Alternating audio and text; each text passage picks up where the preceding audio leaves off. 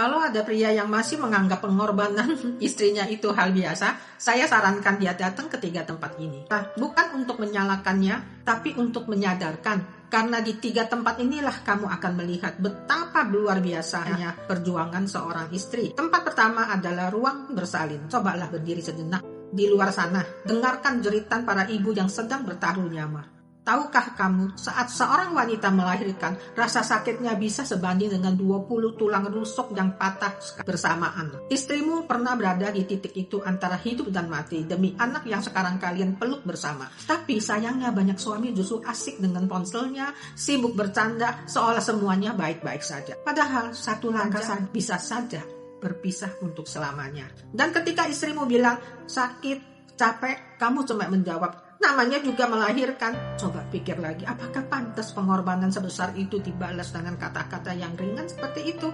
Tempat kedua adalah ruang rawat inap rumah sakit.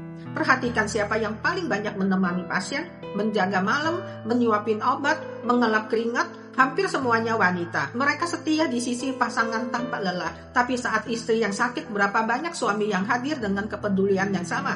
Dan lihat perbedaan ini. Saat pria sakit, dia bilang, makanan rumah sakit nggak enak. Tapi saat wanita sakit, dia bilang, aduh, pekerjaan rumah masih banyak yang belum selesai. Tempat ketiga, rumahmu sendiri. Coba pulang ke rumah, lalu lihat lebih dalam. Apakah lantainya bersih? Apakah ada makanan favoritmu di kulkas? Itu semua nggak terjadi dengan sendirinya. Ada tangan yang diam-diam bekerja. Ada hati yang tulus mengurus. Banyak hal yang mungkin tak kamu lihat karena istrimu tak pernah ingin mengeluh.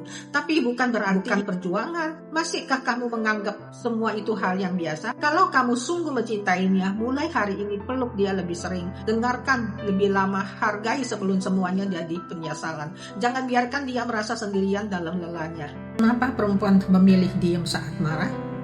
Bukan karena dia tak punya kata-kata, tapi karena kalau dia bicara, air matanya pasti lebih dulu jatuh. Dia menangis perasaannya yang terjebak antara bertahan atau menyerah.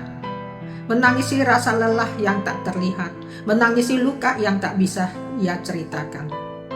Dia menangis karena merasa sendirian. Padahal dia sudah berusaha kuat dan sabar. Dia pikir jadi perempuan yang pengertian akan cukup. Ternyata tidak. Yang ia cari cuma rasa aman buat dirinya. Cuma ingin tahu bahwa ia sangat berarti. Tapi itu pun terasa berat dia dapatkan. Dia tersenyum, padahal hatinya hancur berkeping. Dia tak pernah melukai siapapun, tapi justru menjadi orang yang paling terluka. Air matanya terus mengalir, lama-lama kering dan dia pun berhenti menangis. Saat seorang wanita berhenti menangis, berhenti bicara, itu bukan karena dia sudah baik-baik saja. Dia hanya sedang mencoba menyelamatkan dirinya sendiri, menyembunyikan luka terakhirnya. Jangan kira dia jadi dewasa, dia hanya sudah terlalu kecewa.